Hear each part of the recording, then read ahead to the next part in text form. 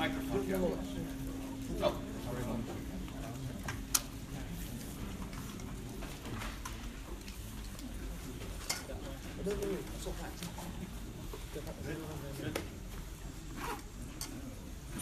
Welcome to day 2 of the Lightning Talks.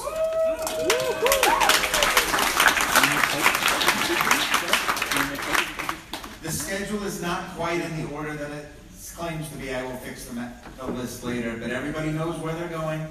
Jan, if you actually do show up, you've been bumped to tomorrow. I overbooked for today. I put 18 on the lineup. We're actually going to go with 17. So I may be vicious today. Yeah, we're flying air or jet free. One will hope.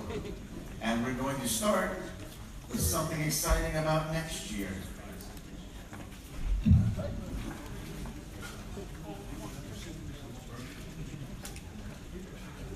I'm just going to see if I can do as long as Matt did. Okay? So everybody stick with me for 17 minutes.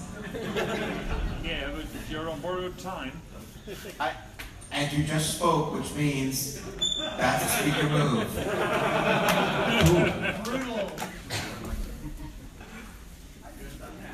I'm going to waste some more time now. Okay, well, there's some sort of tradition I have to do. I have to talk to you all about YAPSI next year in Glasgow. You're all excited about this, right? First Awesome.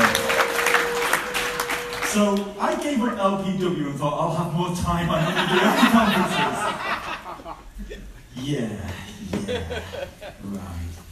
Somebody asked me to help organise, and then they did this sort of road runner manoeuvre straight afterwards. And like Wile E. Coyote, I was left holding a very big bomb. So, Perl conference in Glasgow. Why Glasgow? Why would I choose Glasgow? Sounds a bit insane, actually. A few facts about Glasgow for you. It's the largest city in Scotland. Third largest city in the UK. 40% of the Scottish population live in Glasgow. It was a European city of culture, so you guys chose that. It's a UNESCO city of music. There's a lot of good music in Glasgow. It hosted the Commonwealth Games in 2014.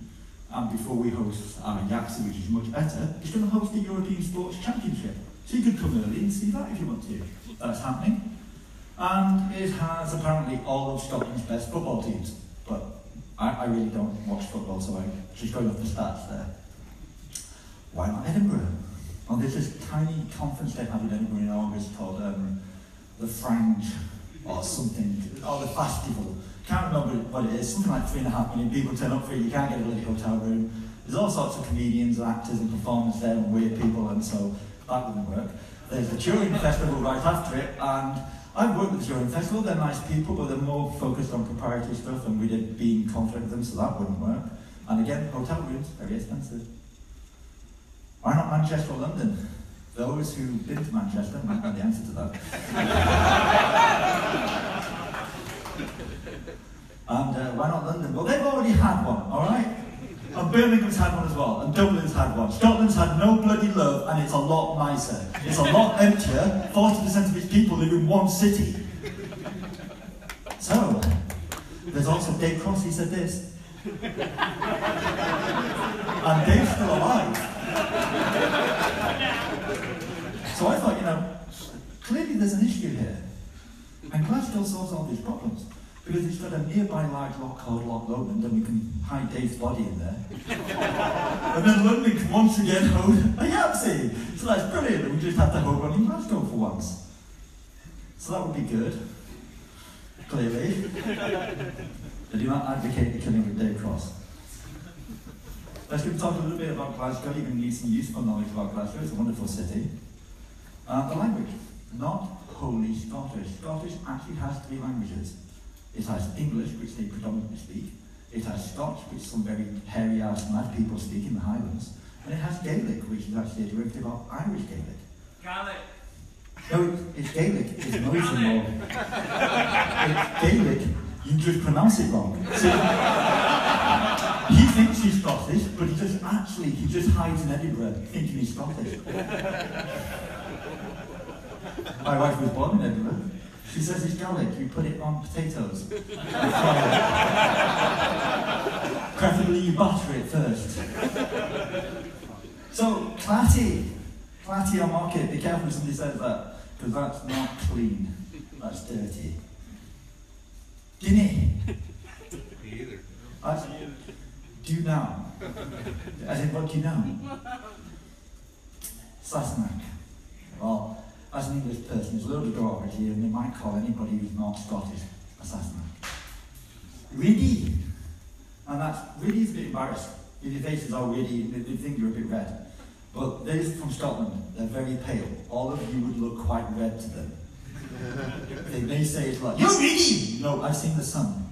Say goodbye to the sun when you come to Glasgow. You may not see why you're there. Swatch. What do we think Swatch is? That's not good. Pish. Well, that's not good. What do we think this is? Well, that's the Westminster Parliament.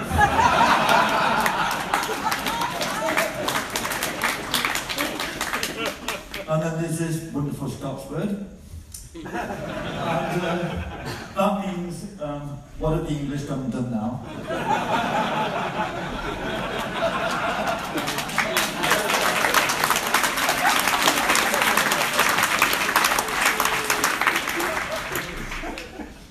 So the people in the culture, if you go to Edinburgh, where they are a little full of themselves and shit seems like, no, it's not Gaelic, geek. And they clip all of their words as well. Farquhar, most wonderful English accent you'll find in Scotland is in Edinburgh. I'm not going to get away with that one. If my wife ever sees that, I'm dead. If my mother-in-law sees it, I've got to run fast. Really, really fast. She still refers to me as, oh, this over there, this is my English friend. And I'm like, I'm your son-in-law. I'm the English friend. So people in the culture, there's this classical view in England that the Scots are always a bit like this.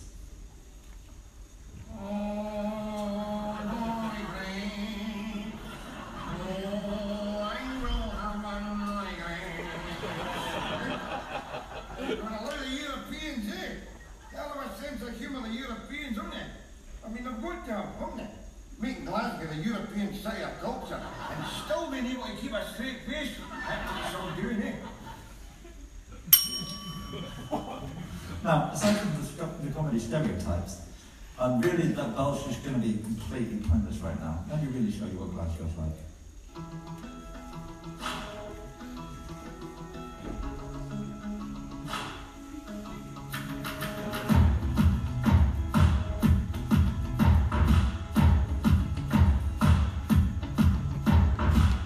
What makes Glasgow unique is that it's a working city, first and foremost. I'd say it's warm, friendly, welcoming, probably up for a bit of a laugh.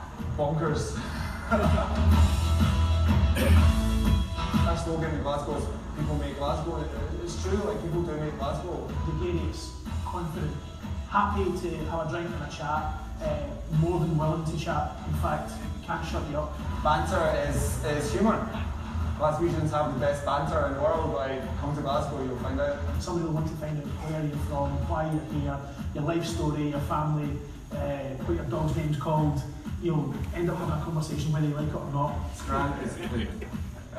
So if you're really hungry, you get with your pals and say, let's go get some scran. There is so many different little nooks and crannies and different restaurants about. There's a buzzing atmosphere. We get all our meat from a farm about 20 minutes away from Glasgow. We get different breeds that we age in our dry aging cabinet, so they're all lovely for the flavour. We go as local as is obviously possible in Glasgow. We use all Scottish sources, so really is just taking lovely fresh fish and then making a meal that you would really enjoy.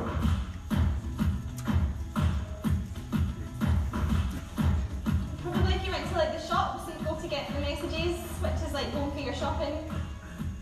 Buchanan Street is known as the Style Mile. Glasgow is quite famous for having very good shoppers.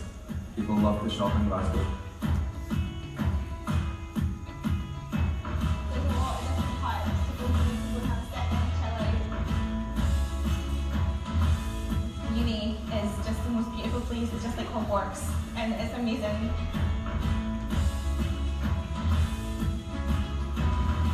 There's museums everywhere. Can't move for them.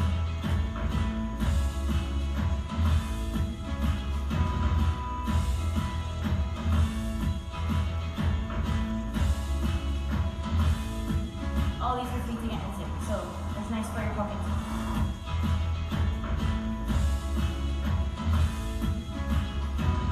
I would definitely recommend going out and seeing a rock and torsion on Glengarry Distillery, which are just outside Glasgow.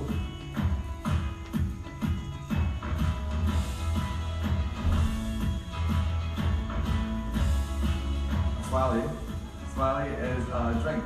After you've had your strand, you would go to a bar and have a swally.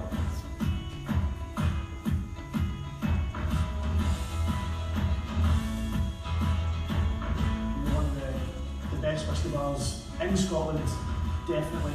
It's been a pub since the mid-1800s.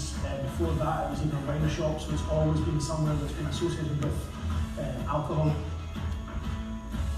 The weather in Glasgow is changeable. That's possibly the best part. And you have to go inside and raise all the wind yourself. And so we have lots of music venues and lots of interesting music. There ain't no party, you know, like a Glasgow party. Everyone's just want to have a good time.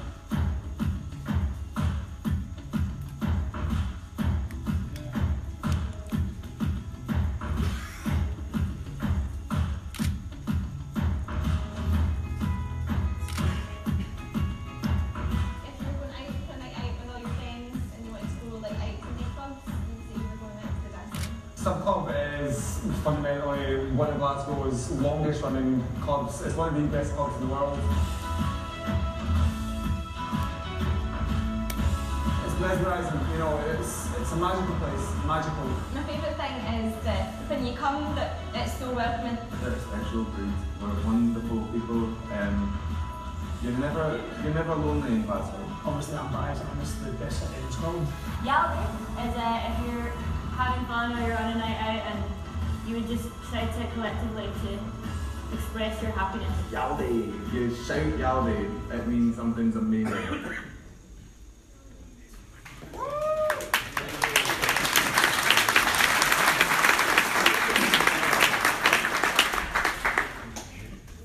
It's where the slideshow crashes.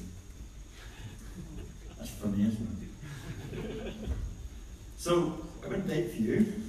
Seriously, the slideshow crashed. The date is the 15th to the 17th of August.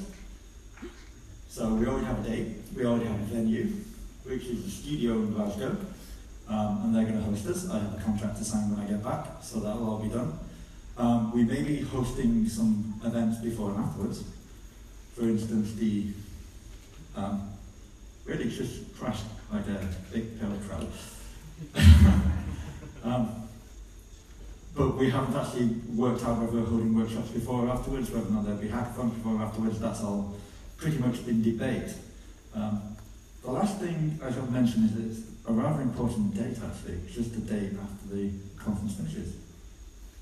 Because the day after the conference finishes is my 50th birthday. So, oh, thank you. You applaud me the fact that I was born. I can have my mother, and here's my mother, you can applaud her, she did all the hard work at the time. I don't remember it very much. We're applauding the fact you survived. Well, you know, these days we're eating. And all those crocodiles chasing me. So, it's in no way influences your decision to come. I won't be upset if you all miss my 50th birthday, obviously. And I'm not expecting gifts. No way influences you that I would say that. I wouldn't want you to think that I'm persuading you to bring me a gift because my 50th birthday has to be. That would be wrong of me. It would be impolite. You'll have to bring cake.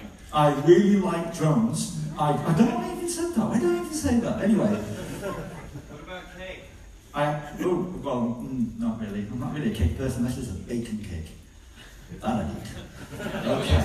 I have some gifts. Where's the conference organisers from this year? Are any of them in the room? Are they all like asleep? Conference organiser, can I have a conference organiser? Page, a conference organiser. Can a conference organiser come to the stage? Whichever one comes, you get the lovely gifts. You get the lovely, lovely gifts. Okay. Wendy, best person to get these gifts.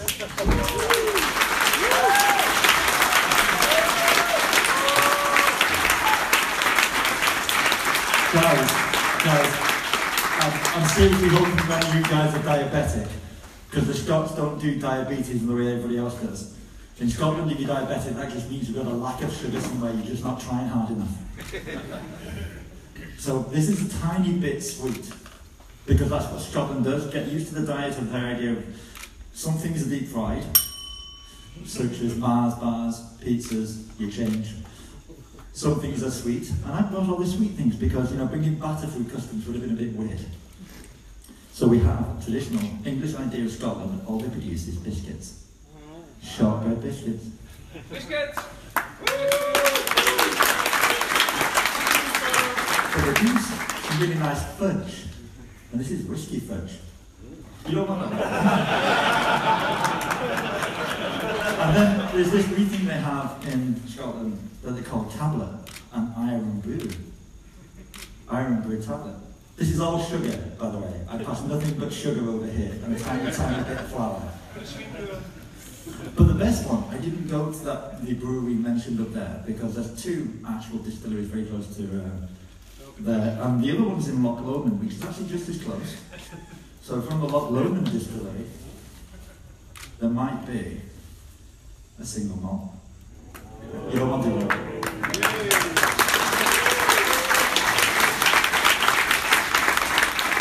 So, what I want from all of you is to come to Glasgow and for you all to shout one word, and that word is Yaldi! Yaldi! We can go louder. Yaldi! Yaldi! Go on! Yaldi! Thank you very much.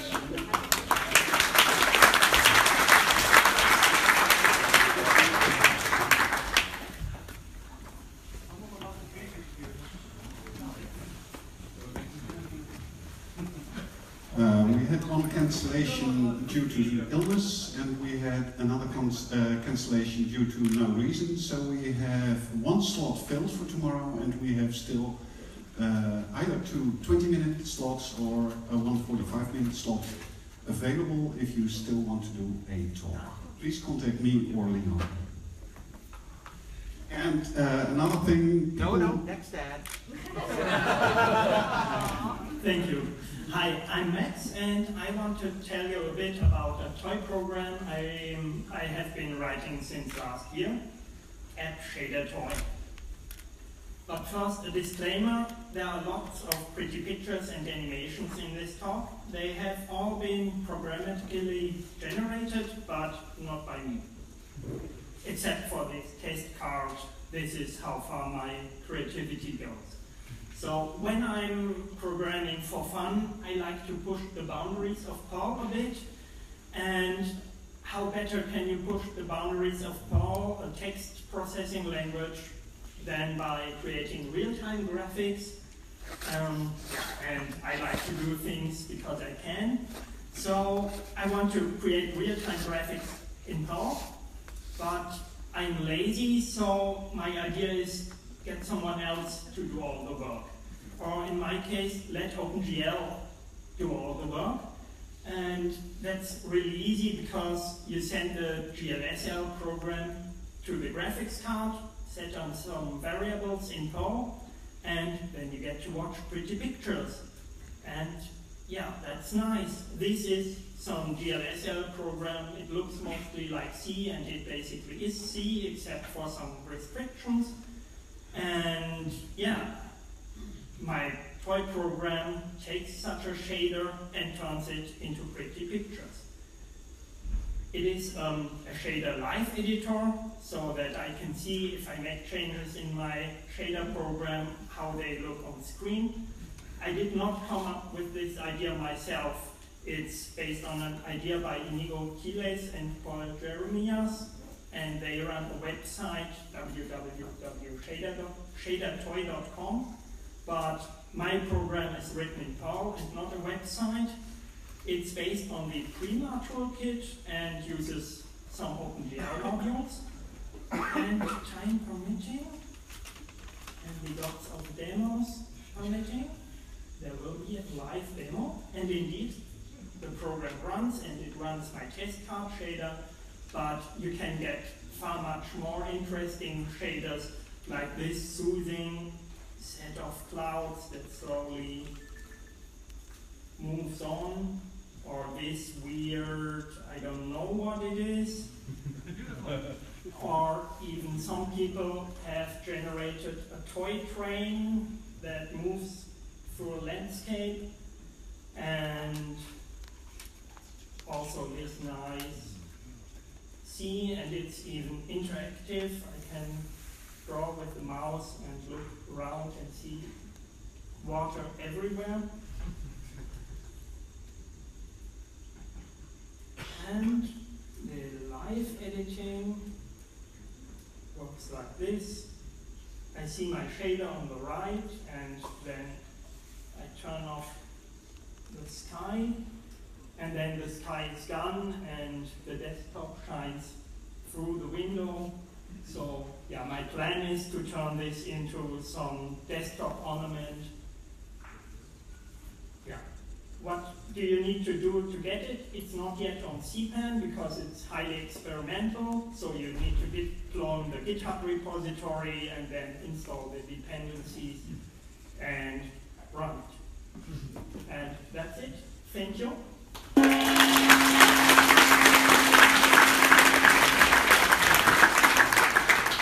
Hi, it's me again. Due to the falling out of some talks, we rescheduled some talks to other rooms, and I heard that the authors did not get an email about that. So please check the program online before you go to the correct room.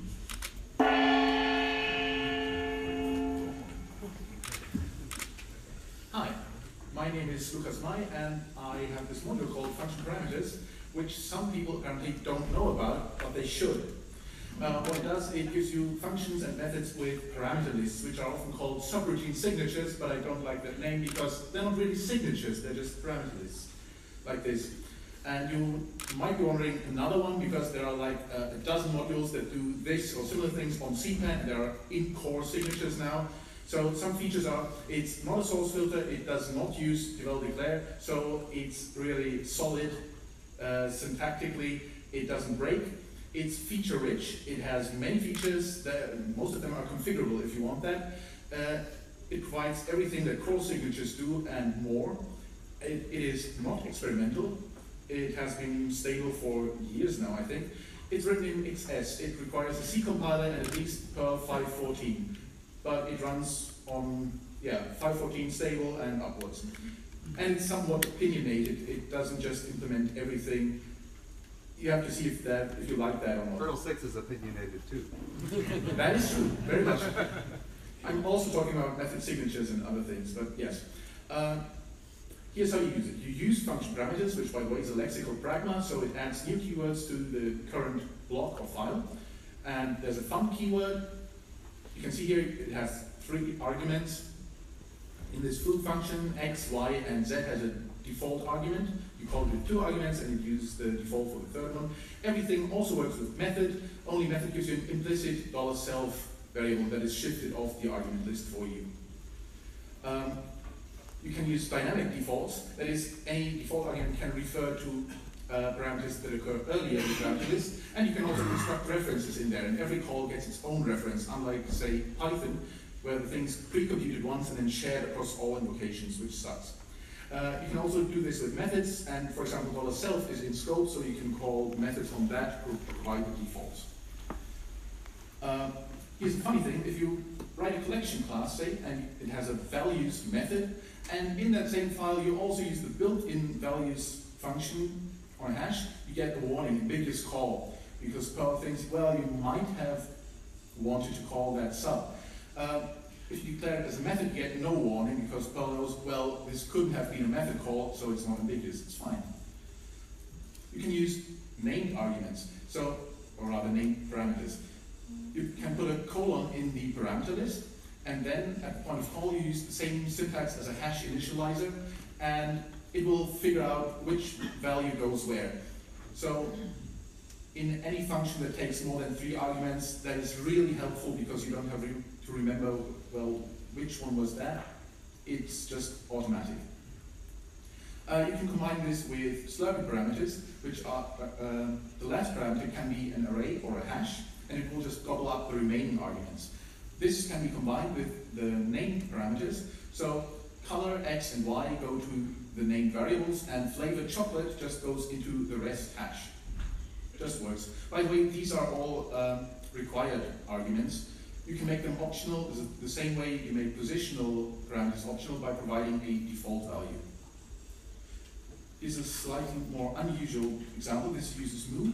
You can import modifiers. So you can implement a around method, which in addition to $self gives you an implicit $orig for a reference to the original method that the user was trying to call.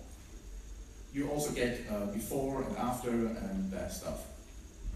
And you get types. Function parameters doesn't implement its own type system, it just uses what is in scope. So for example, you can load type standard with all the names there, and you can declare the parameter to be an integer, a string, or a reference to a hash, and more complicated stuff in there.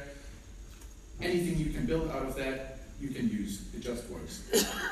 Of course, it also works in methods.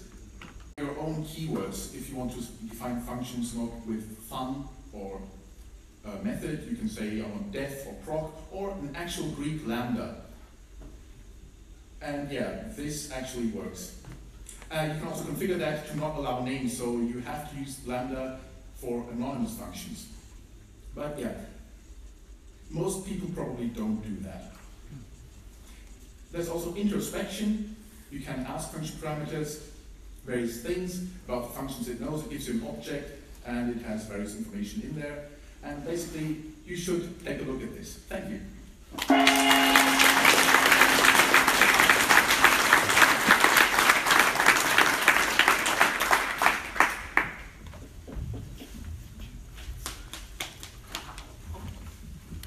So, the last several times I've been up here, I've been calling people who got a Friends ticket to get a hoodie. I'm talking about Sally Boudin, Norbert Songradi, Peter Dumarchi, Ellen Gover, James Morrison, Johan Negretti, Wolfgang Pescio, Edwin Spaan, Niels Vechter, Niels Barkalt, Andrew Beverly, Dermot Pijkos, and Gert van Os. Come get your hoodie with me, otherwise I will sell it.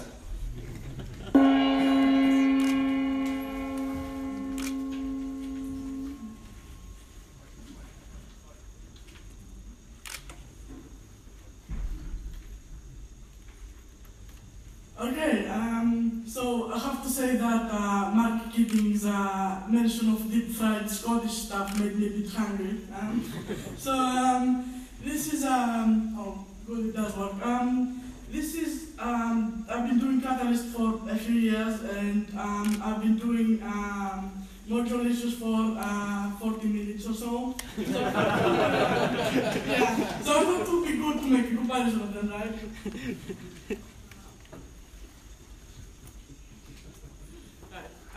Yes, blame MST if this talk is wrong. He said it's okay to say this.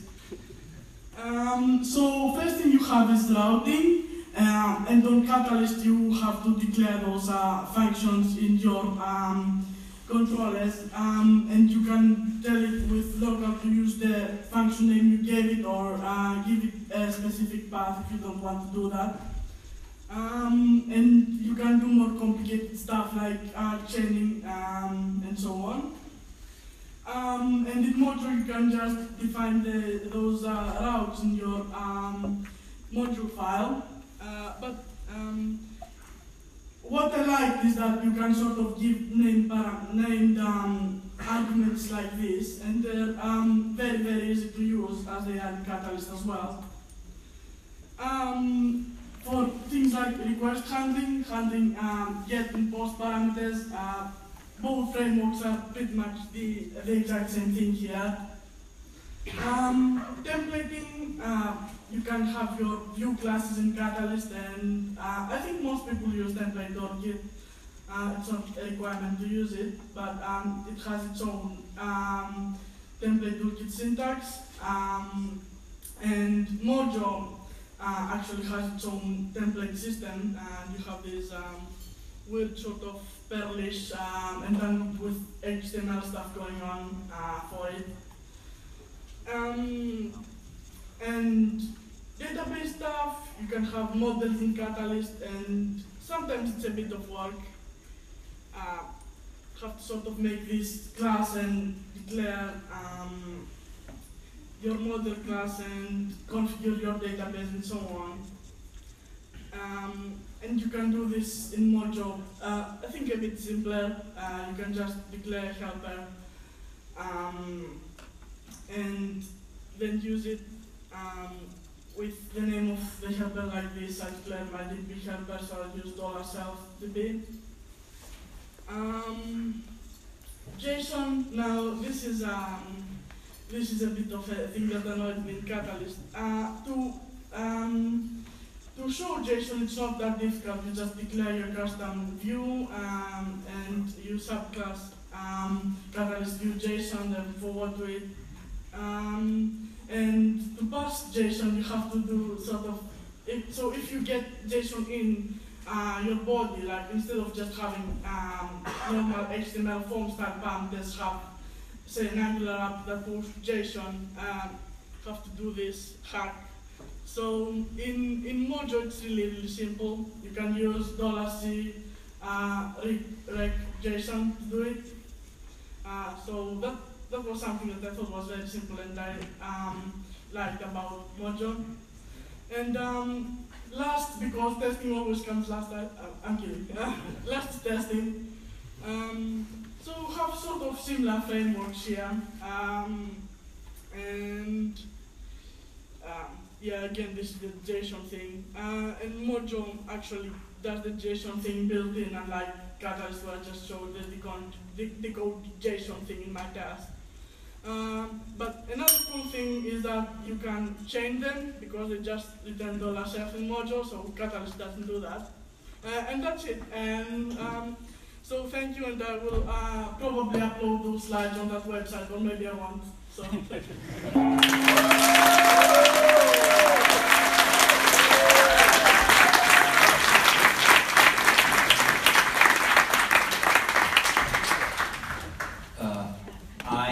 I'm Sawyer. Hi, Sawyer.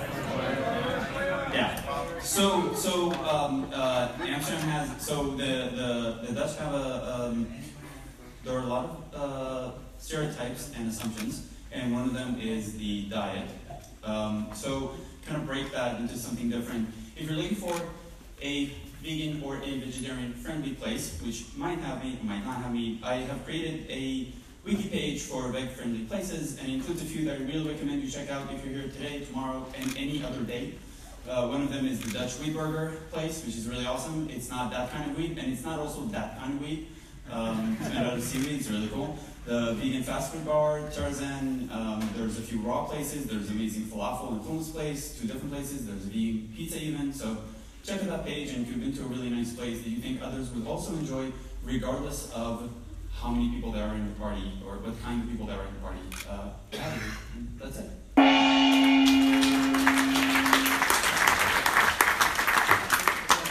We managed to coerce this HDPI machine to talk 1080p. Hi, my name's Dirk Cooper. I've been writing programs since 1973, and since about 1994. I've been concerned with writing message systems for a living.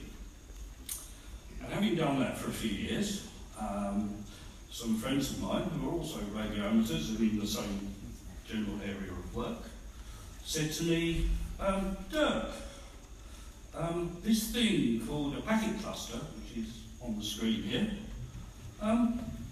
would you write a new one? Because the current one's written for DOS. Doesn't work very well. Well, it only works on floppy disks. And they wanted something a little more modern. And so they came to me. And this is the result. So this is a little, it lies. I started in 1997, not 1998. So this has been running and slowly improving since that time.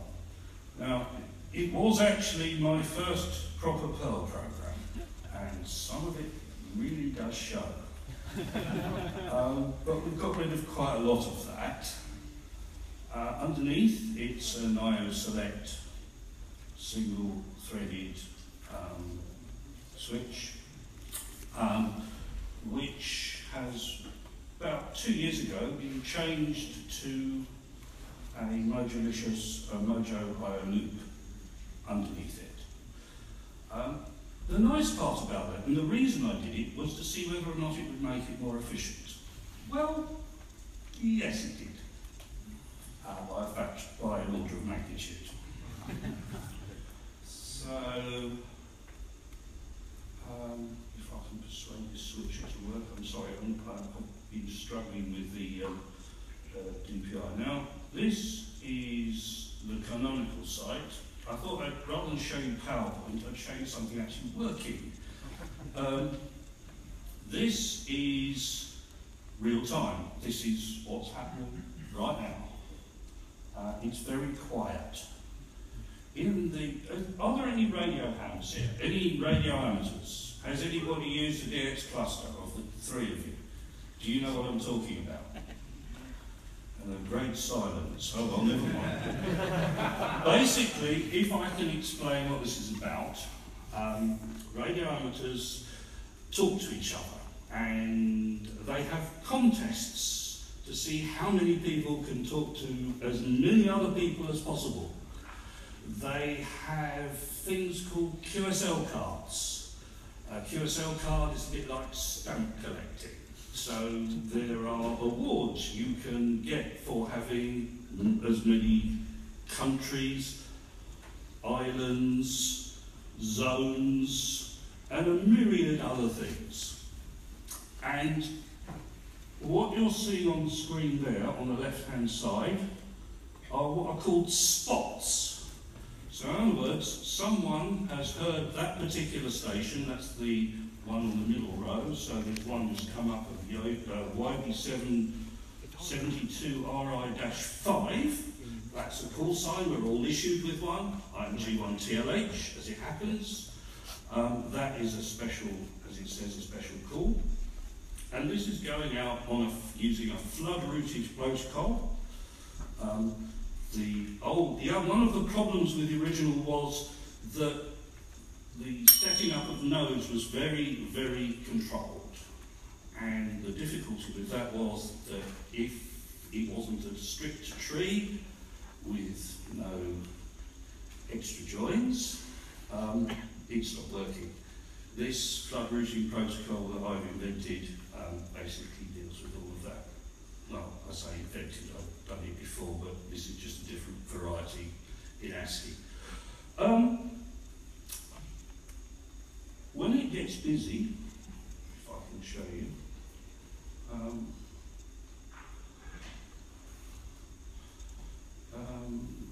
this is a site which can have 200 users, and as you can see, the CPU usage is really not very much.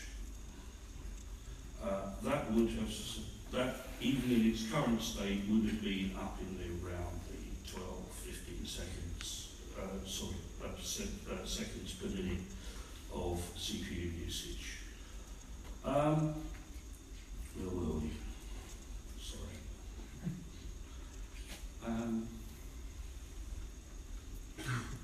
lost my thread, I'm sorry about this.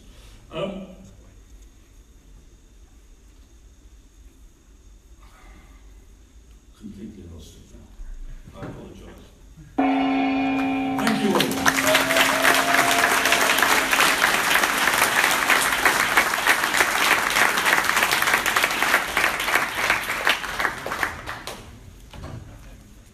I keep on advertising. Tonight is game night. Yay! And bad movie night, but David will tell you about that later.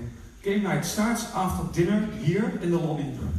You can have dinner here, they have quite good food, and the lobby is at the far side of the main room over there. We will set out a lot of games. You just take a game and play games here. Benches. Hi, my name is Nicolas, and you can find me online under the pseudo Atomic. So yes, this is my talk. So this is B, C. Yes, that's a BC talk. Mainly BC, this one. I mean the BC, it's a B module.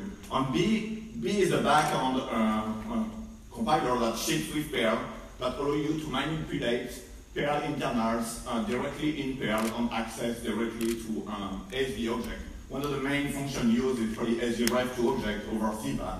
The one that BC is mainly using is work op tree to work the op tree, and there's also another flavors with debug to freeze the op tree. So short history about BC, it was introduced in 1996 by Malcolm Beatty, and it was maintained by several people, but right now it's still maintained by Rennie Urban, and you can find it on CBAN. So BC comes with an only script named PerCC, but also other compiler besides BCC, the bytecode one. It was removed from core with 5.10 because it was unstable and not more maintained. And the last version shipped by default with Perl was 5.9.4.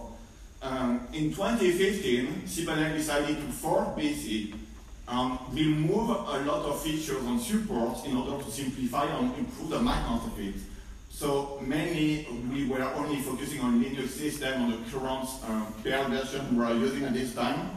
And the idea was every time we're going to switch to a new Perl version, we're going to create a new branch, so we don't need to maintain previous version. The project is only available on GitHub. There's no meta cpan release or cpan release. The main feature you can find are extensive usage of char strings, the introduction of BC EV to avoid bloating the binaries with unwanted dependencies. And right now, in the last weeks, we have static GV, static malloc to avoid call malloc for the array on hashes part, and many more features that I cannot list there in this talk. So mainly BC, what happens, you have your program with different stages. This is an extract of Brian DeFoy web page explaining the different blocks. So BC frees your code just after the compilation stage. And there, it's going to generate, and yes, what happened at begin, after stage at begin, which means you can spend 10 minutes, 20 minutes compiling your program, you don't care. For example, you don't really need PPR there. You can use PPI without no problem at begin time. If you are going to generate a C code, and then from that C code, you are going to compile it using GCC, and then you can run the binary on your server or any other server using the same architecture or having the same modules. So for example, very simple, PerCC is like Perl, you can use -E, and it will produce a binary by default a.out that you can run and it will execute it. You can also use the -R option that will automatically run it for you. But more than this, right now with the 5.24 version, we can even compile moose. And if I show you a sample of this, it's very simple, basic moose program. The only important thing there that it compiled, it just takes 40 seconds to compile, about like less than 1 minute. But once you have it, you can see that it's linked to some XS modules. Once you have it ready, the uncompiled version, if you run it on my laptop there, it's one of the times it will take 20 seconds. If I run the compiled version, it only takes 2 seconds. So really we divide the runtime by 10 by compiling a binary, and now there is moose support. So everything is online. You can find the original one on Metasip on CBAN, and also on GitHub.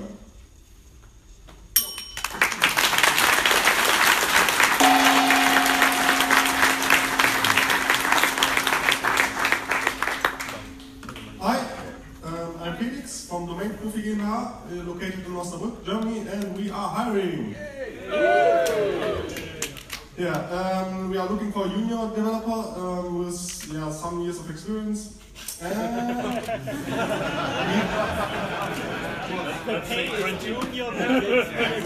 2 years experience is, junior. So what we do, we are a registrar for .de.eu and .at, but we are not doing the ordinary stuff. We are catching domains direct from the quarantine phase. Under 1 millisecond. So we are using heavily any event for the speed part and DBX class for managing all informations balances. So yeah, talk to me or go to domainprofi.com. Yeah, thanks.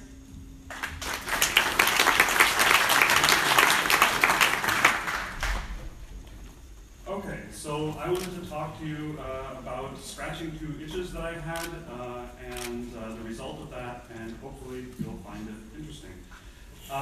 As you know, you can write configuration files in a whole bunch of different formats, but since we're writing Perl, what about Perl? So you might reach for one of these, and these are of course wonderful tools, but they do have an issue. What do you do with untrusted code? You don't necessarily want someone's arbitrary code running on your machine. You might know about this module. You can limit the opcodes that can be run, but it does require you to know that list of opcodes and how it might change across different versions of Perl. So that didn't really scratch the itch for me. There are several data undumper modules on CPen. Again, didn't really scratch that itch. I kind of felt like doing this, so I used PPI to write config Perl. You give config Perl a file name or reference to a string, just like PPI, and it parses that into a Perl data structure. So here's just a really simple example, just one variable in this configuration. You give that to config Perl. It turns that into a hash reference where you access the variable by its full name, and you get back the value. Some of the things I support are scalars, arrays, hashes, anonymous arrays, anonymous hashes, the QW operator, really simple variable interpolation. And so just for example, in this configuration file, the way you would access that very last value is with this sort of symbol table, kind of like hash reference. So you access % data, that's the key, and then the rest of it is just like the regular Perl data structure. So that's the first module. Now for the second one. This quote is from the one and only, and it is in reference to the module shell, which was actually in the Perl core for quite some time. It will take unknown function calls and turn them into shell commands. So this program here will actually run the 4 programs, echo, cat, ps, and cp. The email does go on to say that's maybe too gonzo. Maybe the user should specify which functions they want to turn into system commands. So I took this whole thing as an inspiration for the module IPC run3 shell. This is the minimal changes required to make that example work. Then modernizing that a little bit gets you this, and it basically does the same thing. It runs those 4 system commands. Turning on warnings also gets you the warning that the copy command didn't actually succeed, unless of course you run this as root, and then good luck. That looks very similar, those 2 examples, but there are differences. First of all, there is no auto-loading going on. Hopefully that'll help keep you sane. It gives you optional warnings when there are failures, like non-zero exit codes, which you can optionally make fatal. Despite the name, it actually does not go through the shell, because I'm a bit of a purist there. I don't like to worry about shell meta characters being passed, and I'd like to be able to pass those to my external commands. But you get the full power of IPC run3 for redirection of standard input, output, and error. The functions it generates are context sensitive, so this first example here is sort of like Perl's system. It will not redirect standard input and standard output. These second 2 examples are like Perl's QX. So the first one gets you the full output as one string, and the second one gets you the output split on the input record separator. There are a whole bunch of options, too many to go through here, so here's just one really simple, hopefully self-explanatory example. Does what you expect. Yeah, these modules are on the CPen, they're on GitHub, and thank you very much.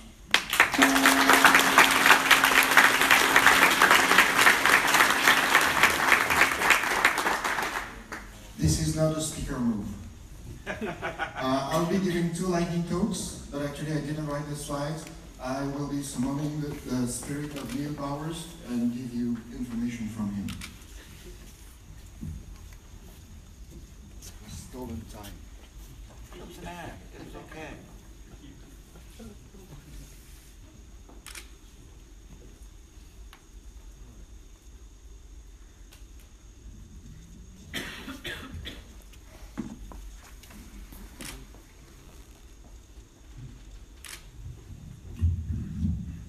Yeah, hi. My name is Daniel Böhmer. I'm a Perl developer from Germany, and I work as a freelancer. And I want to tell you one of the reasons why that is, because I have the freedom to spend my time for things I find worthy. And because before I can tell you all the details, I need your attention of all of you, because I want to do a very small survey. I need to know who of you has ever cooked for 100 or even more people. Yeah, I see some hands, that's very cool. Please keep listening, I need you. And maybe there are some of you who know somebody in person or even part of an organization that is cooking for that many people. We've done that. I want to show you. In our church we make a summer camp every year. We go out on this meadow, and in the beginning there's nothing, then we build up everything of this. And we need to cook for all these people, and there's no big kitchen there. So this is our kitchen. It's actually only a tent, and there's an open fireplace in the edge. And there we cook for 150 people every year for 3 weeks. I find this really hard, and how would ordinary people do this? All the planning and the recipes. Of course they use Microsoft Excel. And then over the last years they came to me and said, do you have a good hint how to do this in Excel, and how to sort all these things and collect them? Yeah, I didn't have any. Perl came to the rescue. We started to do a Perl web application 2 years ago. It's for collecting all the recipes they have and making good food plans. I usually use Catalyst and DBSC template, pretty ordinary Perl stuff. And the features that are already working are they can insert recipes they have, and it automatically adjusts the ingredients to the number of servings that are planned for this meal. And then you have this purchase list with hundreds of items, and you can simplify it by combining things. If you have some kilograms of sugar and some grams of sugar, you can convert the units and get an easier purchase list. And in the end, when you're done with all the planning, you can have a nice print view with plans and the recipes, and of course lists for going shopping. Yeah, what have we done so far? Without me knowing that, they started to plan this year's camp with the program, and it actually worked. We had 19 days and everything was done with the program. And all in all, there were nearly 16 meals. Every meal consists of different dishes, or they have diets, so 166 dishes. And in total, there were nearly 6,000 plates served, and everything was in time, thanks to Perl.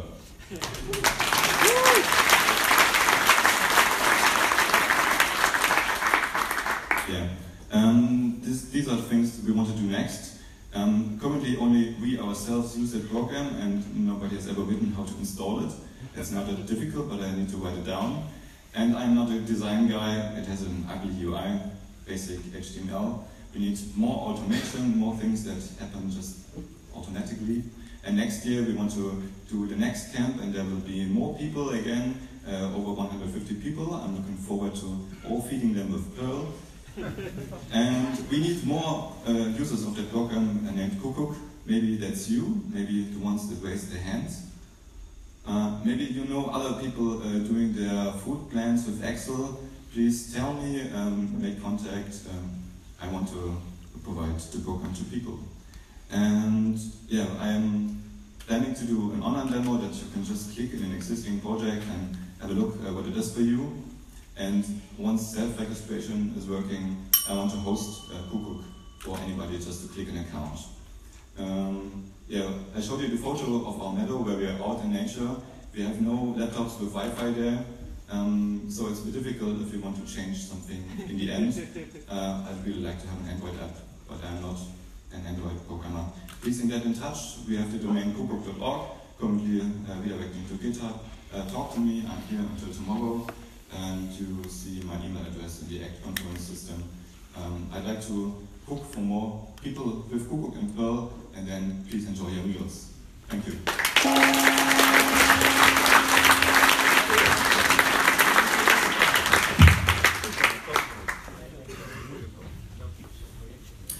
Hello, just a quick announcement. I did a talk earlier about future async await, and I said that for each loops don't work. Turns out they were trivial to implement, so I've already put them on CPAN.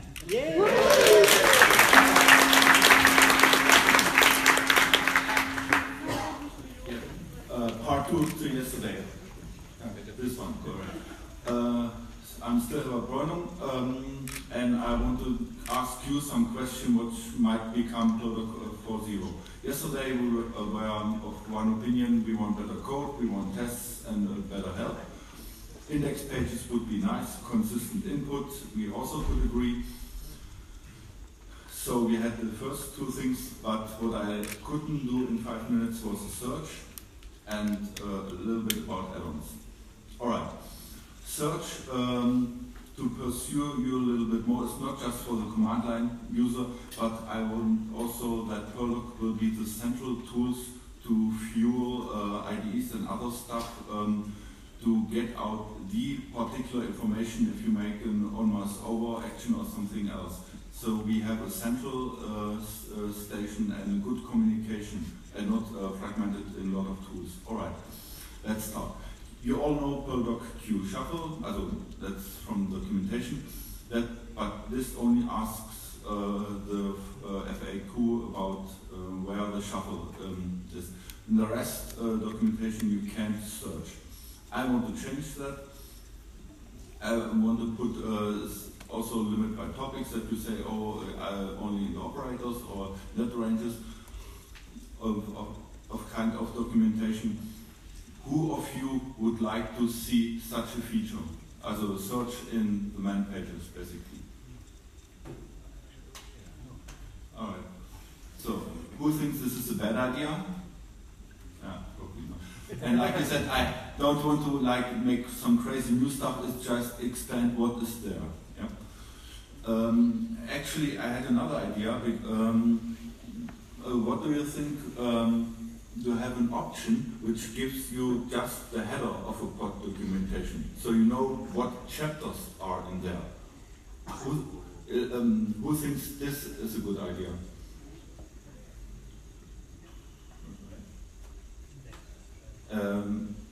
And who thinks this is a bad idea? Alright, because this is the first thing what my brain came up when I thought about like tools like I mean I know a little bit something about writing editors, what they need. If you have some GUI tools and we have a directory table of content, and when you click on something it gives you just one chapter. Yeah, of course. If you have a search, you could also say search only in the titles or in the text or keywords, because there was a flag for a pod announced some years ago. It never came as a feature, and I'm still pondering about it. It's one of the more controversial, but it's somewhat accepted in circle, because it was accepted, but it just was never implemented. Yeah? And no one who wrote pod actually used that. Who liked the idea that you can introduce in your mostly module authors in your module documentation such K flags for keywords? What does it offer over X? What is X? Yeah. X is a cross-reference entry. What? X. There is already X, which does what you would describe. Oh, I should do my homework. Alright. And a little bit about add-ons. You know, of course, you can install some modules for other languages, like here for the Italian language.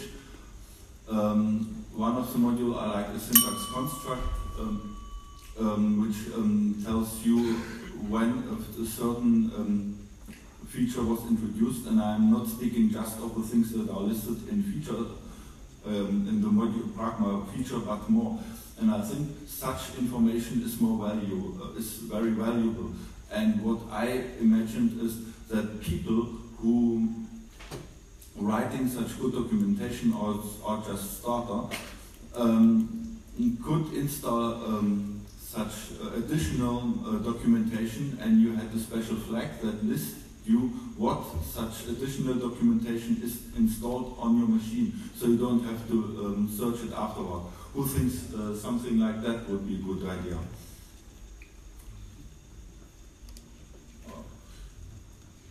Not much.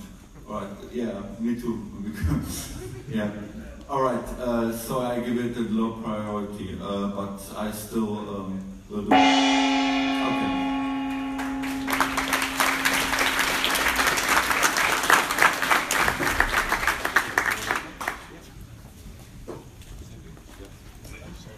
Hello, my name is Nicholas Mendoza. I'm a member of Oslo PM, and I'm happy on behalf of Oslo PM to announce that Nordic Perl Workshop will happen next year during the fall with an own modular track. Thank you.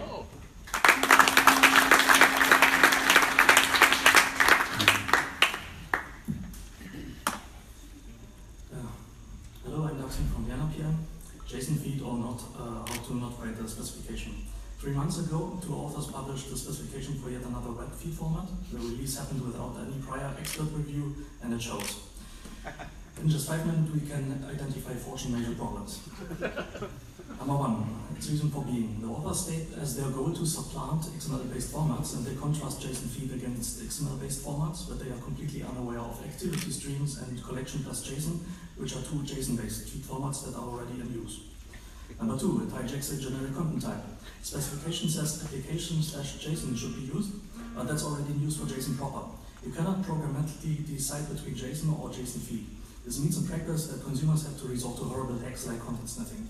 Number 3, gratuitous incompatibility. The authors decided to come up with completely new words to express existing data types. For example, the field updated is now called date_modified. These changes are uncalled for and no justification is given. Sometimes the semantics are changed in an incompatible fashion. For example, the title in an atom feed can be plain text or HTML or XHTML, but in JSON feed it must be plain text. Again, these changes are uncalled for and no justification is given. Altogether, this means that a software that integrates with web feeds, for example, a feed to email gateway, has a much harder time than necessary to adopt this specification. Number 4, lack of discovery. JSON feeds are not discoverable. In practice, this means when I visit the homepage of a blog or something, my web browser indicates that here's a feed I can subscribe to. Or I open my feed reader application, paste the address of the homepage, and the feed reader automatically figures out the exact URI of the feed. All of this is common everyday practice with atom feeds, but with JSON feeds this is not possible. Number 5, insufficient internationalization. You cannot specify the language for individual feed entry or text elements. In practice, this means that the text processing software must guess with heuristics, a Greek word that means sometimes wrong. Examples of text processing software are stripping full stop words for full text search, text-to-speech, or hyphenation. Number 6, lack of modularity. The vocabulary of JSON feed cannot be reused in other JSON documents because the semantics are not backed by a machine-readable description. Number 7, lack of a schema. Atom comes with a relax ng schema. JSON feed does not have any schema. No one can validate the feed for conformance. Number 8, there's no equivalent of Atom publishing protocol. All you can do is read your blog, forum, wiki page through your feed client, but you cannot post to it. Number 9, prop model for extensibility. Quote from the spec.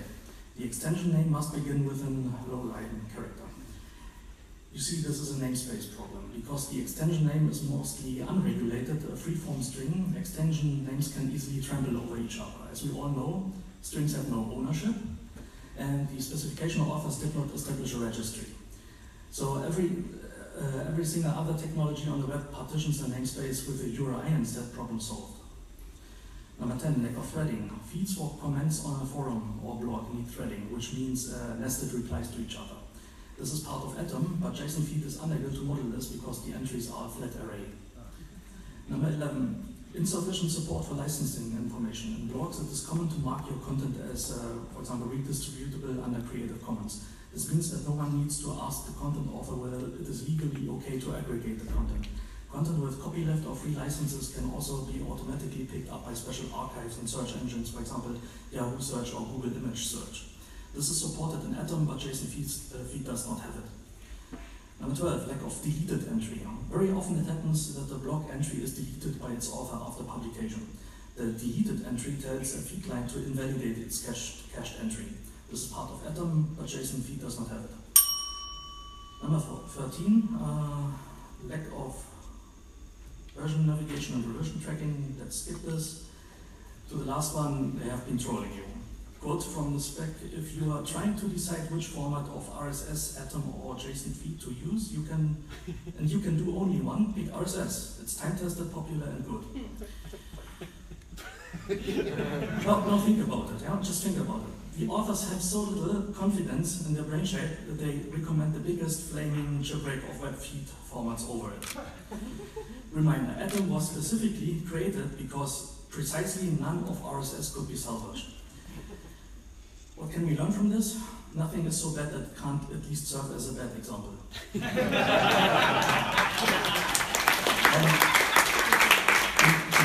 you want adoption, 100% compatibility is required so that the workflow of users are preserved, and then put extra features on top so that the original thing didn't have to lure them away. Thanks.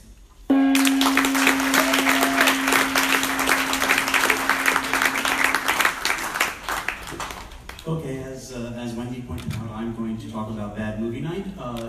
At the same time as Game Night, we will be showing bad movies over there in the Oprah room, and you are welcome to join us. And before anyone asks, as everyone has, what bad movies we're showing, I have a hard drive with like gigabytes and gigabytes of bad movies. We have lots of choices. So come and make your choices. Hope to see you there.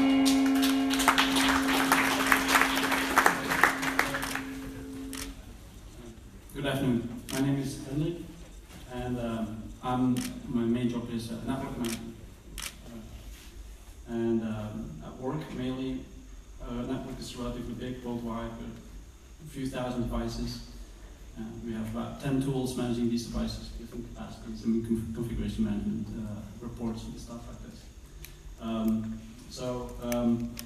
Problem with most of these is there's a few thousand people, just over 1,000 people using these different tools, and obviously it's very difficult to synchronize all that information. So some of it was done with CSV, or some really is like manually typing, because not everything has the different APIs. So at some point I fell back to Perl. And one of the modules I wrote for this is called Net Cisco ACS, which supports Cisco ACS. Cisco ACS is used for authentication and authorization for access to network devices. Now, the problem with Cisco ACS is it's a virtual appliance and runs on top of VMware. The hardware requirements is something like 500 gigs of disk space, so it's not something that you just install on your laptop and develop on. So one of the problems that I had is I can't test in production. Obviously, a few thousand network devices, I can't just start adding network devices to it, or accounts, or set permissions. So I ended up writing Net Cisco ACS mock, which is in fact just modulicious, plus some REST stuff and XML. I had a similar problem with Cisco IC. There's no specific focus on Cisco, but these are the two products that first came to mind. And I'm using Net Cisco IC mock. Same type of principle, slightly different API. One of the other tools that I ended up writing was it's called Net Intermapper, which interfaces with a product called Intermapper, topology viewer for network devices. And it's kind of awkward in a different way because it uses CSV. You just access an HTTP, do an HTTP call, and get CSV back. And making changes also does also do with CSV. Did something similar for a product from HP called Network Automation. Originally it was actually doing telnet or SSH calls. So it would connect to a telnet server or SSH server, and either do a query and get some real strange ASCII art back, or do some make some changes. The new API actually does a partial SOAP implementation. It's still slightly broken, but obviously, right? So in the end, I started working on my own time on something called network glue, which kind of tries to merge all these things together instead of just using the standard Perl modules and doing some scripts. And yeah, this is more or less what it's about. So Perl network glue resides on Postgres, does some TAGX for authentication as well. Runs on Mojo and a Moose, and underlying there's also some REST stuff. Radius also for authentication, and then DPIX for some database. And this is a screenshot. It's still in very alpha, but it does some basic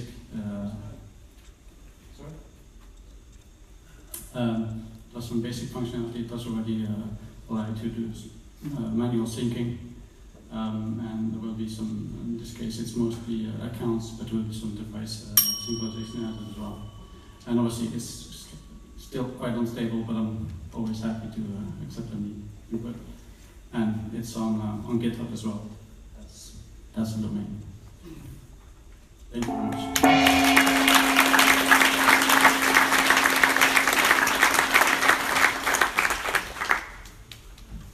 Hello, my name is Sal Nielsen. I'm from Oslo Perl. For a while back, I traveled a lot. I visited Perl groups at different places in Europe. It was very fun. I urge you to do the same when you're traveling. Help people in the area. You're coming, you're a Perl hacker. Let's go and have some beer. This is my message number one. There's another community which does something similar. That's the hackerspace community. Visit other hackerspaces. There's one like a few hundred meters from here. A couple of us are visiting that hackerspace on Saturday, so if you identify as a hackerspace member, come join us, talk with me or Melinda. Where is Melinda? Wait. Okay. Talk with me.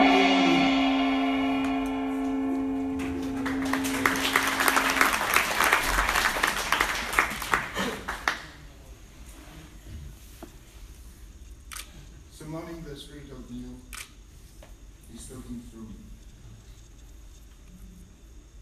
So, the Perl Toolchain Summit, you take 35 developers, you shut them away for 4 days, you provide food and snacks, and then bugs are fixed, problems are solved, modules are released, IDs are hatched, information is shared. I missed a slide. Help is given. New plans are formed. Cross languages, challenges are solved. Plans are agreed for the next years, and pull requests are merged. What is the Perl Toolchain Summit? Well, rather, what is the toolchain? It is for POS and CBAN clients. It's all of the metadata and specification. The tools, basically all the tools around CBAN. We are being, version agnostic regarding Perl. We're trying to do Perl 5 and Perl 6 stuff, and that's where some of the collaboration around POS happens. And yeah, test tools and development tools.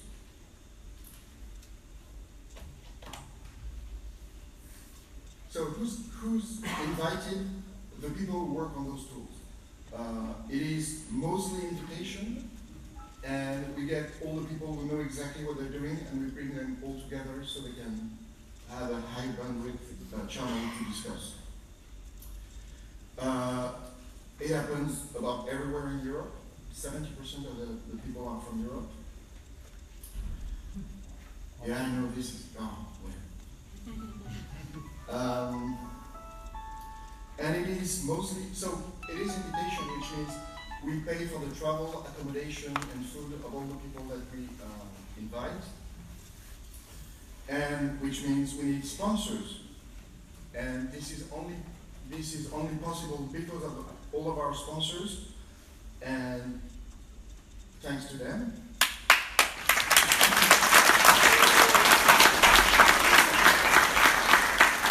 If your company relies on Perl or relies on the toolchain, maybe you could sponsor the Perl Toolchain Summit next year. Thank you. So,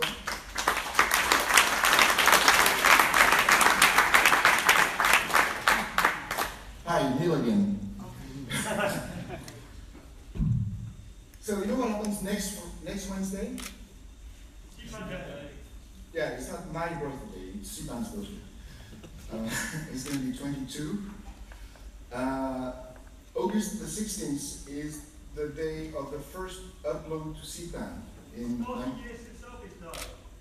What? It's 40 years since Sophie's died, actually, the 12th Okay. My birthday is my birthday, I remember that day. Yeah, 1995. So what can we do to celebrate CPAN Day? Sorry. We basically celebrate CPAN and contribute. So we can do this by improving on our own, or rather you can do this, improving on your own CPAN lists by, all of those things, and those two. But you can also improve someone else's distribution by doing the same thing, improving documentation tests and so on.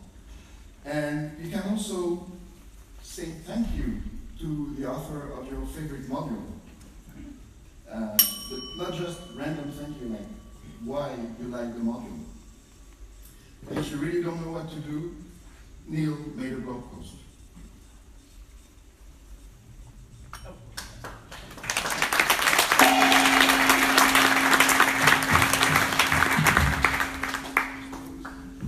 So, just before Paul starts, in the spirit of, I have no idea why he thought this was a good idea, Jeffrey has actually scheduled 1 Shadowcat occasional contractor and 3 Shadowcat staffers all back to back. We would have had 5 in a row, except they needed to put Mark at the front.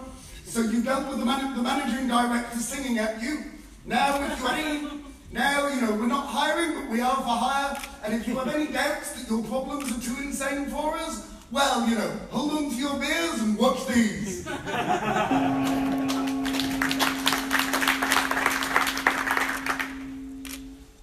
Hello. So this will be the full stack in 5 minutes because someone challenged me to do it. So let's go. So we are going to try and implement this little table of previous YAPCs.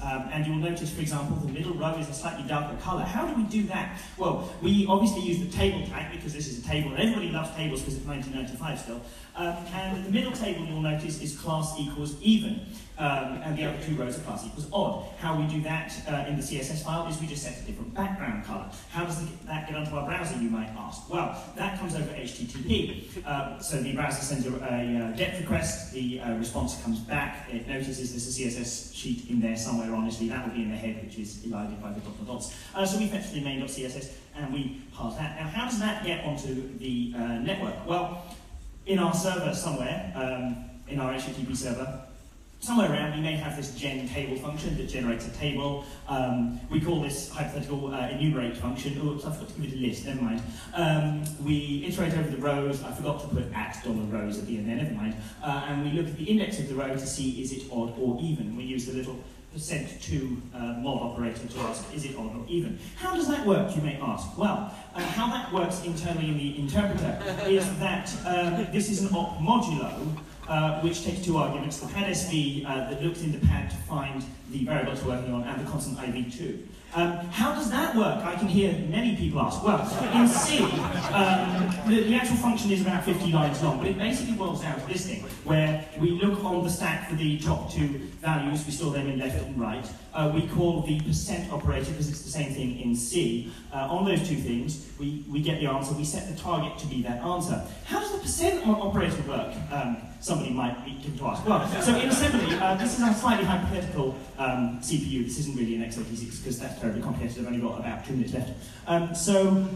In our assembly code, we might fetch the 2 values off the stack that are R28 plus 8 and R28 plus 12, fetch them into the 2 registers 12 and 13, call the mod operator on 12 and 13, putting the result back into 12. How does that work? Well, in the machine code, we encode that as saying this is an operation on the multiply and divide unit, because mod is just the remainder after division, so it's a kind of division operation. And we encode the register numbers 12, 12, and 13 into effectively binary numbers. We just pack them all together, and that is that ultimate number there that it encodes the thing. Well, how does the CPU implement that? Okay, so here are our registers, and we have a bunch of registers. We put the values into the data bus. Sorry, we feed from the registers directly into the ALU, the arithmetic logic unit, or in this case, the multiply divide unit, and then the result comes back through the data bus and goes through there. Well, how does all that work? So we have a bunch of logic gates that implement that. So this is a gating system between an actual register. So the actual register values are stored in these little DQ flip-flops here. We have a write enable line that reads the values from the data in bus to capture it. And then if we want to read it, we use the little high Z buffer gates at the far end to read the values out so that we can select one register if required.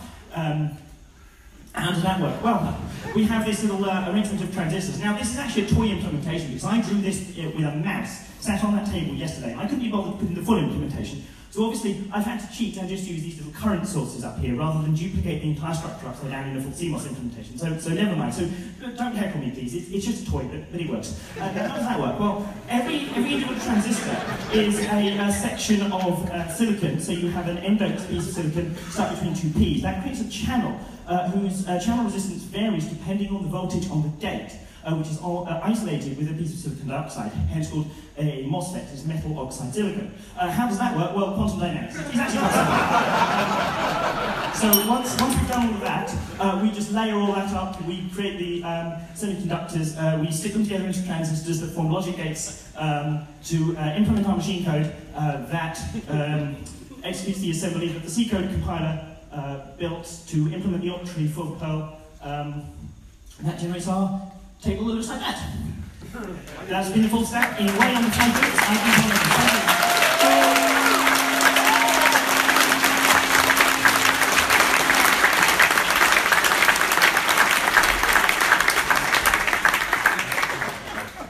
There are 4 more on the schedule. We are running a little long, so if you have an advertisement, there's still time. Do it. That was good.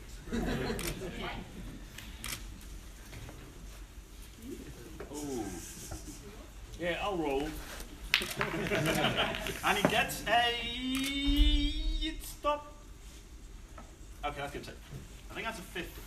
No, that's a 5. Fail. Right then, so I'm Tom, I've got a choker, and I'm going to quickly go over a couple of weird horrors that I've come across, and this is going to be a very high level talk, unlike the last one. Obviously, names and identifying items have been removed to protect because I'm innocent. So, let's start off. First encounter. Now, I'm not so innocent as it is, so I'll have a look at one of the things I first created when I started in Perl. Let's start a counter. Go on, do the thing. There we go. So, 5 standpoints. Let's start there. So, let's have a look at the personal horror. So, for my first forays into Perl, I was trying to build something that pulled out my schedule from my old workplace. And so, what did I do? Yeah. It worked. It worked. Once. So, there we go. First bit. Parsing HTML with regex. Lose 1 sat. Let's go on a bit further. So this is something that Mark will remember me swearing about a lot recently. What time is it? Time, yeah. What's the difference between a timestamp column and a date time column? Timestamps have a time zone, date times don't. Well, that's not too bad. Just use UTC everywhere on the date time column and use ISO 8601 strings, and you can pass the data back and forth and everything's happy, but the browsers have different ideas of what 8601 means. JavaScript sometimes just bothers and uses local time, and if you're using some modules, they only run in local time. They ignore the timestamp, time zone, and sometimes they just completely strip it out and ignore it. So, okay, we make sure that everything goes into it in UTC, we do everything back and forth. So we use date time format strip time, and then obviously you've got to you get it back out, you get your datetime object, and then when you want to put it back in the database, if you're using a datetime column, it will ignore the time zone. So you have to then force the time zone to be UTC and then push it in. And this doesn't actually do, I've found this doesn't actually do the right thing with DBI's fast inflate column date time. If you have a time zone set, it doesn't actually deflate back and 2 from that, it just ignores it, I think. I may be wrong, I'll have a look later. But yeah, using time zones. Yeah, bye-bye Sam. So, encounter 3, something would happen a lot. Client code. Yeah, these are a few select statements from my IRC logs. Obviously, Matt will remember that one. That's happened a couple of times.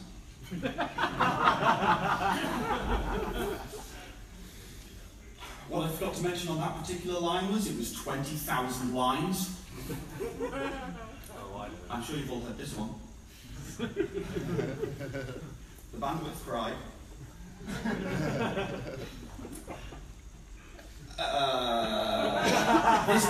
This is the next 3 lines. That was Matt's reply, and then I found that everywhere. Yeah, it was 2 7 this time. So, next encounter, what are we going to get? Does it work? Actually, it does. Oh, okay, fine. Let's have a look. Ooh, it's got tests. Do they work? Yeah, they work too. Okay, right, okay. And they actually test something. Ooh, right, okay. There's only a catch here somewhere. No? Okay, let's look a bit further. Getting one sanity back. Excellent.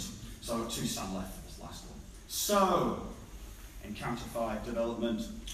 2 points left. What have we got? Do they have separate development server, separate database server for development, separate environment for development? Oh god, they develop on production! You summon Cthulhu!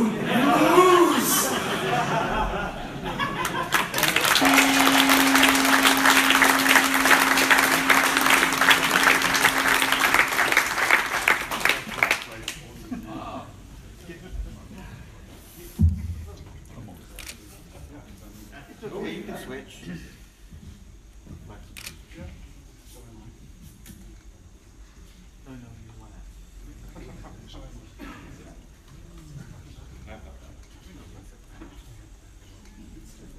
gonna do a map for a moment. Yes, it is. Yeah. Okay, whatever. Right. How to break your system Perl in 2 easy steps. Developers hate him! Here's my various contact stuff. Not that can be relevant unless I'm complaining about things. Still very new to Perl, as obvious. Matt showed you how to deploy a dev environment properly. Yeah. So, where am I? I'm the latest apprentice of Shadowcat, minion or so. And that's also the only time you may see him in a suit, otherwise in the grave. Maybe alive. So, I need to work on a server. What, using some Mojo? So let's do some Perl coding. Let's set up a dev environment.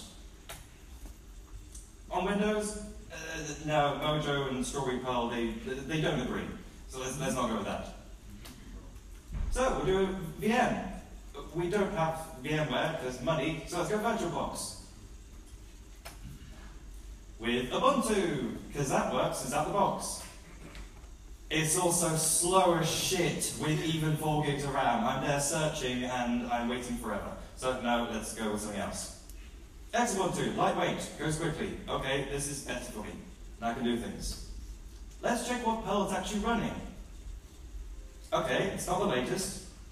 So this is already where the ship is starting to slightly set on fire and reading online instructions maybe didn't go so well. Yeah. So, we get that. CPAN? Last decade. Let's go for some CPAN-N. So, let's go with that. Usual, go with the depths. I also forgot the dashes. Pretend that isn't there. Sometimes you see this if you haven't got your config set up, like when you should set up a local lib. That's a good idea. I decided to go for the first thing it says to do there. Yeah. So, let's do that. Let's run it as root. Yes, if you do not want your dev environment to be this grossly incandescent, it is now completely on fire, and things were breaking. Tom looks over my shoulder, goes, what? Mentions in the hash staff that we have. Yeah.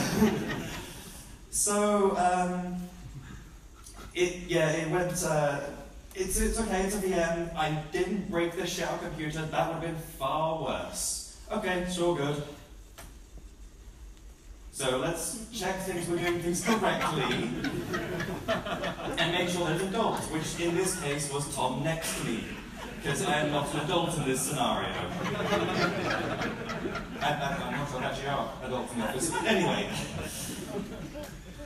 So, after lots of swearing, going, what the fuck, and, oh, okay, we moved that there, right, okay, that's all fine, okay, good. Right, it's fixed. We'll throw them some Perl brew, because nice and simple, get that out of the way. No, I'm not getting off that easy. Yeah, let's set up a local lib properly. Yeah, okay, fine, fair enough. Luckily, Tom has done this enough with other Devon places to actually have already a script for this. Here it is in full. I've also done it, yeah. And yeah, there is a moral to this. Sometimes instructions have to shoot your own foot. Also, before you read instructions, consult an expert in reading instructions. And to leave it off with, Should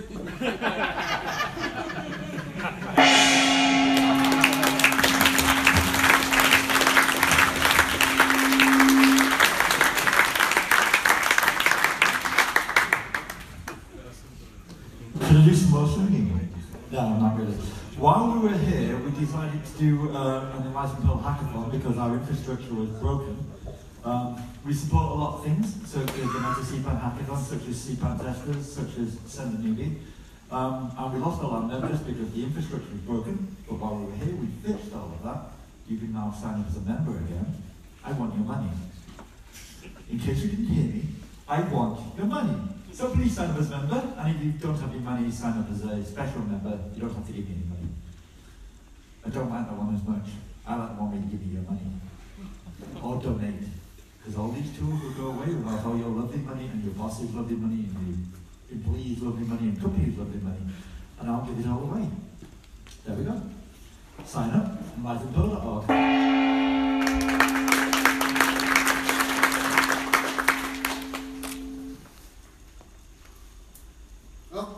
Before I start, and this has nothing to do with being a speaker, thank you very much to Nicholas Clark for lending me a USB stick a second time, just in case the same debacle as yesterday happened. Because now I've said that, that's going to disappear off in about 3 seconds. Should have consulted an adult.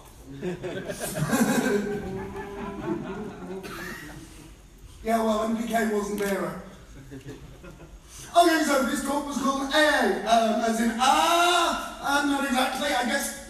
Given the amount of time you've seen me with a beer, your first thought was probably Alcoholics Anonymous. And what I would say to that is that if you're going to be a functional alcoholic, you should focus on the functional because it's an excellent style of programming. However, so today, we're actually going to be talking about async programming, and more specifically, async away. Now, happily, Paul Evans already showed you how to do it properly and sensibly, but since I do neither access code nor sanity, he needs Perl 524 in access. I want 580p of Perl so I can fatback things. So, how are we going to do this? Well, how does async await work? You need to save the lexical context, you need to save the location in the subroutine. You restore the lexical context, you return to the location in the subroutine. Cool. How do you save the lexical context? The pad list entry in Perl consists of a first array that's the names, and then a set array that's the values. If the subroutine recurses in, you get more than one set of values. That's all cool. B.PM to the rescue. S3ref2 object, I can whip out the pad list, get the first entry, which is the names, pull the array out, and then pull the name out for the things that are actually lexical variables and keep a set of indexes. So at that point, in order to save the pad values, I grab the pad indices, I grab the pad that's on the top, as in $pad list of -1, and then I pull them out by the indices and dump them into an array ref. That's the easy part. Set pad values, get the pad indices in the current pad, and then you jump them back in by basically shoving stuff as references straight back into the Perl internal data structures. I was pleasantly surprised this didn't say fault. So, okay, we've got that. How do we do suspend resume? Well, we use goto, obviously. Because the goto label will actually jump to the nearest go-to on the stack, so you can jump out of subroutines with it. Lucas My wrote Return Multi-Level that does that. It's an excellent idea, honest. And then you can use go-to$export to do a computed go-to. Okay, futures complicate things slightly, so in the name of simplicity, because obviously this is going to be simple, let's do generators first. So, using PPR again, same approach as yesterday, don't have time for that crack a second time. So you start off with the generator expression, you can see the yields in there, we've got a for each loop and whatever, cool. So it rewrites itself to something like this. You've got gen resume, gen suspend and gen send. So the setup is you wrap the sum with the gen yield label before you enter it, at which point gen suspend saves all of that stuff and does go to gen yield while silencing the warning as Perl starts to cry. Then on next, you local everything in, you call the sub again, gen resume, restores the lexical state with the code from above, and then does a computed go to up, back out into the right point in the subroutine to resume it. And jumps to the label. So then, having jumped back to that label, gen sent gets called, which then returns the value that you passed the next. Now we have generator and yield working. Excellent. Now, loops. Loops are always fun. Leonard happily already managed to implement his. I had mine a little bit earlier because mine is more crack-fueled and less sane. Because you take a loop like that and you rewrite it to that beautiful piece of code. I basically ripped the for each out and made the iterator explicit and used 3arg4. So now all of my state is in lexical variables, at which point the save and resume of lexicals gives me working for loops for free. I just have to identify the for each loops with PPR, that's fine. So at that point, that's basically the entire thing for that, and you run that and you get an output like that, and that totally works. So, okay, cool. Async and await. All you're really doing at this point is wrapping some future magic around what I already did. So async sub and await rewrites itself to that code, so we've got the gen suspend, do the request, that returns the future, slight extension to the suspend and resume code, my$f equals $self next, and we set up on ready to call back into ourself when the future we're awaiting completes. Gen send just basically returns the value from the future or throws an exception if the future fails, which point that code will produce this output quite happily. Async request to my homepage demonstrating that my HTML is terrible. Tables are wonderful, I agree with Paul on that part. But it works, probably. My test cases work, that doesn't mean it works, right? I have uploaded it to CPAN so you can all tell me how terrible I am. Async under sub is the equivalent of the future async await thing.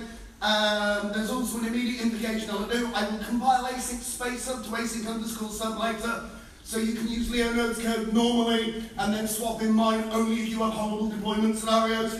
But yeah, try it, break it, complain at me. Happy hacking, and it's on CPAN and GitHub already. Thank you.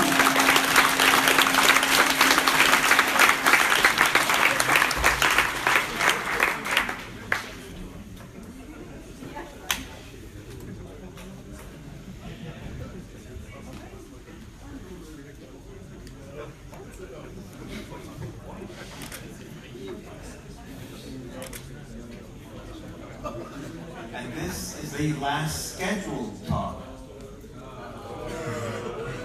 You're on the blink.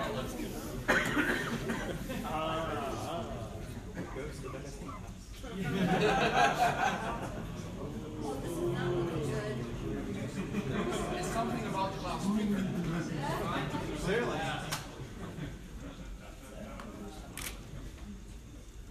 Yeah, hit the home. Pull the wire out, stick it back in. Maybe it's waiting. Oh.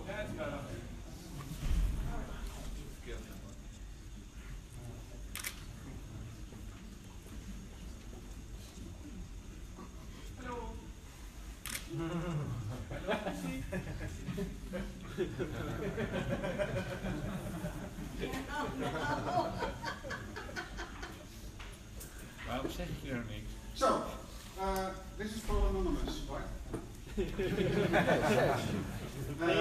I won't be talking about CSV this time, and I want to thank all of you for making me having creative thoughts. So, what was the most difficult thing for PPR that Damien had yesterday? Here docs. So, this is a hair dog. It's a simple one. So, if you do, this is test 0, so it runs this and it works. Let's make it more complicated. If you put double quotes around it, it will interpolate the values.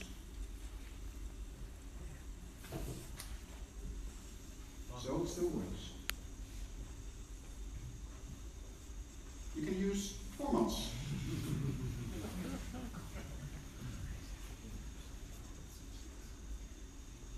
Still works. Did anyone know that you can use the variables inside braces? Well, so you can use multiple lines.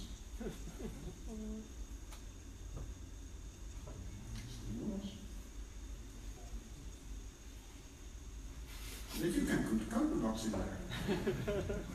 So there is a gear inside the code, inside the format. Will this work? Yeah.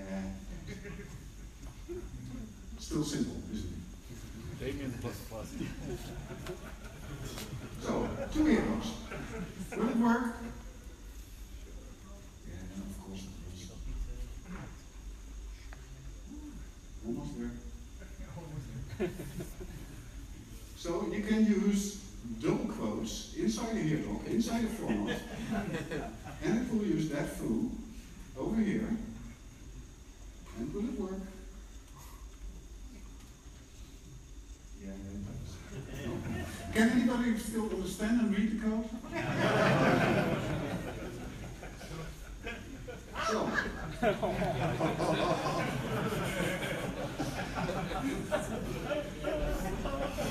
How many people did know that this is possible? We're not done yet. So the third variable, so we can use a closing brace as a here dog terminator, which will probably make PPR less happy because there's an ending brace and there's an ending brace, but we're still not there. And this is interpolated as the output of this array will be used as a string to return to there and then printed over there. So.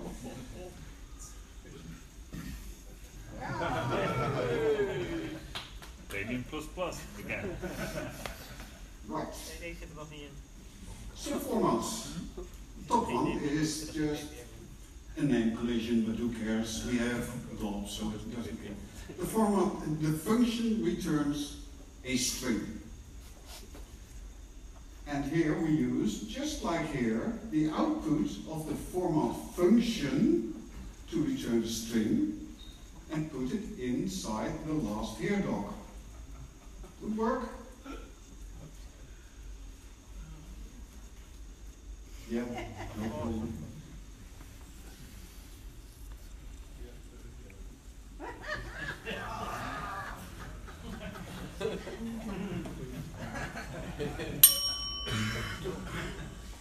So we've got a more complicated function which opens a new lexical file handle to a lexical scalar, then selects that scalar, selects a different format which returns the plain text hello. We don't see that.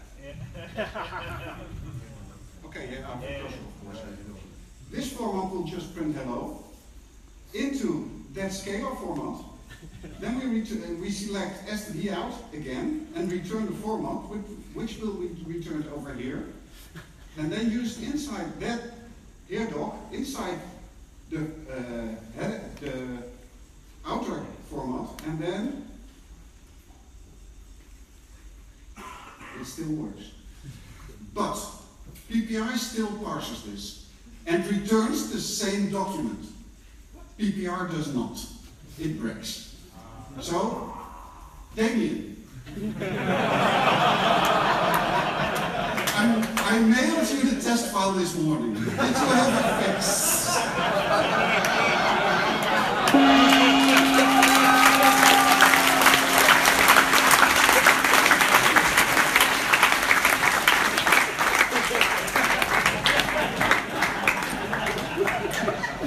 Arms and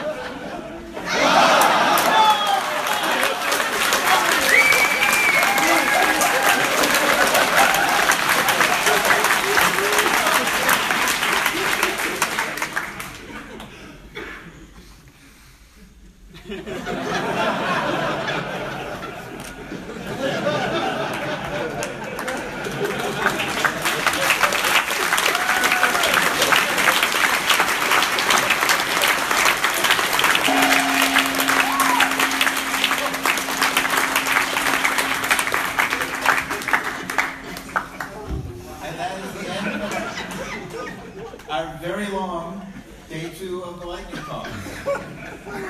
Tomorrow will not run long because some of you want to get to the airport. So he's done. Dinner is almost done. Normally dinner goes here until 1930. You should see it's 1945. I just managed to get the kitchen agreed with 2015. So we'll keep this short. It was a good day today. You can have dinner here, as I said. Pay yourself, it's not sponsored. Order at the bar, you get a plate, you fill it with food, and you sit down and eat. It's pretty decent food. After that, we will start with game night.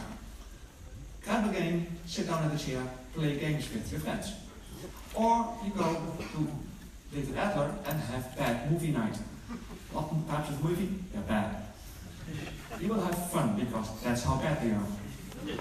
Tomorrow morning, 9:30, Ruth Holloway will have a presentation, a keynote, case for empathy.